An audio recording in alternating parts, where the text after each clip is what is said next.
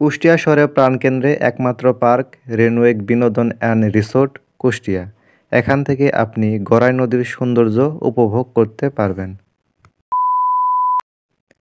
Hello বন্ধুরা, নতুন একটি ব্লগ নিয়ে আবার সবার সামনে চলে আসলাম। আজকে দেখানোর চেষ্টা করব রেনওয়েক বিনোদন পার্ক অ্যান্ড রিসোর্ট কুষ্টিয়া। সেখানে কি কি দেখলাম চলুন দেখা যাক। পার্কে প্রথমে প্রবেশ করতে হলে আপনাকে 20 টাকার একটা টিকিট কাটতে হবে। পার্কে প্রবেশ মুখে এরকম দুটি পরীর ভাস্কর্য দেখতে পাবেন। আর একটু সামনে আগালে এরকম দুটি বড় গাছ পাশাপাশি দেখতে পারবেন। পার্কের মধ্যে এরকম অনেক দোকান দেখতে পাবেন, তবে রমজান মাস বিধায় এখন বন্ধ। সম্পূর্ণ পার্কটি এরকম মনোরম সবুজ পরিবেশ দ্বারা বেষ্টিত। আর বিকেল হলেই এখানকার শহরের মানুষ তাদের পরিবারদের সাথে সময় কাটানোর জন্য এই পার্কে চলে আসে। এই পার্কে আসার মাধ্যমে আপনারা গড়াই নদীর সৌন্দর্য খুব ভালোভাবে কাছ থেকে পর্যবেক্ষণ করতে পারবেন।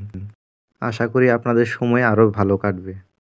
আর পার্কটি যেহেতু একদম গড়াই নদীর কাছে অবস্থিত, সো এখানে পরিবেশটা একদম ঠান্ডা এবং মনোরম। গরম দিনেও আপনারা এখানে একটি প্রশান্তির সুখ অনুভব করবেন। আর কুষ্টিয়া শহরে মানুষদের একমাত্র পার্ক হলো এই গড়াই নদীর রেনওয়েক পার্ক। বর্ষার সময় এই পরিবেশ আরও সুন্দর দেখায়।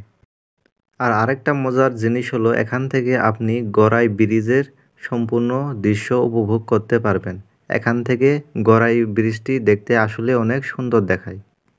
ওই দূরে যে ব্রিজটি দেখতে পাচ্ছেন ওটি গড়াই ব্রিজ। পার্কটিতে যেমন রয়েছে সবুজ গাছের সমারোহ, তেমনি রয়েছে ধুধু বালুর সমাহার। এখানে আসলে আপনার একটা মরুভূমির ফিল পাবেন। নদীতে চর জমার কারণে এই নদীগুলো থেকে বালু উত্তোলন করা হচ্ছে বিদায় নদীর দুই পাশে শুধু বালু আর বালু।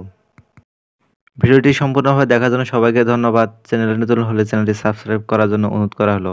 দেখা হচ্ছে নতুন একটা ভিডিওতে। ধন্যবাদ।